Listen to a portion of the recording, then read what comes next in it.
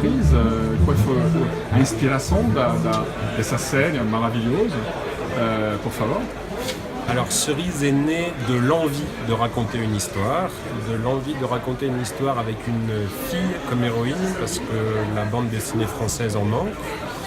Et quand j'étais petit, j'étais fan d'enquêtes policières pour enfants, donc naturellement j'ai écrit une histoire d'enquête avec une fillette qui mène une enquête.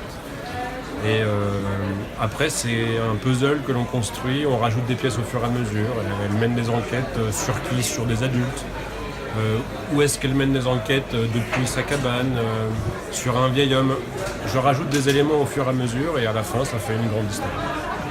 Et là j'arrive. Et là, Ah oui. Et toi Aurélie, você Aurélie, comment est né Cerise, l'image de Cerise, cet univers Joris il m'a approché en 2009 avec son histoire qu'il avait écrite et il me disait en gros j'ai vu tes dessins et j'aimerais bien, je les vois bien pour illustrer mon histoire.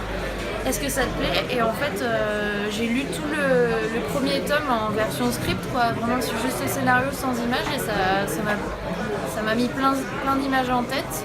Et je me suis dit, ah ouais, bon, j'avais pas prévu de faire de la BD, mais en fait, je veux faire ce truc.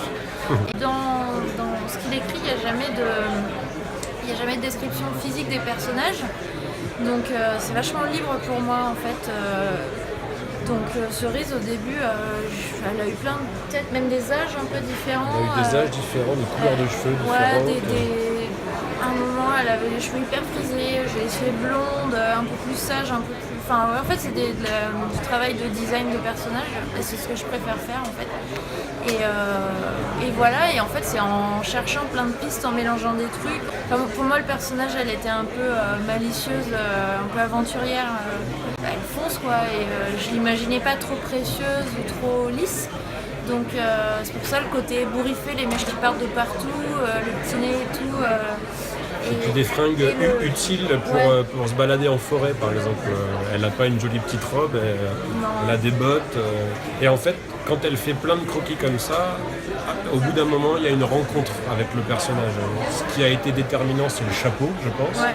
Quand on lui a mis le chapeau sur la tête, là, elle nous a sauté aux yeux, on a dit « Ok, là, c'est Cerise ». Et puis voilà. Cerise é uma sobrinha de você, uma irmãzinha, ou ça n'a rien à voir, ou c'est la fille de la voisine? Cerise, c'est nous, je pense. Alors moi, ça se voit moins, c'est sûr, mais avant tout, Cerise, c'est moi, mon enfance, et puis c'est aussi toutes les petites filles que j'ai rencontrées dans mon travail quand je travaillais en école primaire. Elle a mon caractère, j'aime bien observer les gens comme elle. Mais c'est moi à moitié, il me manquait une partie et quand j'ai rencontré Aurélie, la façon dont Aurélie a dessiné Cerise a été déterminante et a changé l'histoire, vraiment. Donc c'est aussi Aurélie, mais à 50-50, on est les parents fictifs d'un personnage fictif. Après moi je m'identifie au personnage dans certains traits de son caractère, mais pas dans tout. Ouais, un peu comme toi, il y a des trucs, pas forcément dans Cerise, mais dans l'univers, on va dire. Le côté cabane, jeu dans la forêt, machin, les enquêtes. Il y a plein de trucs de l'enfance qui viennent directement de mon vécu.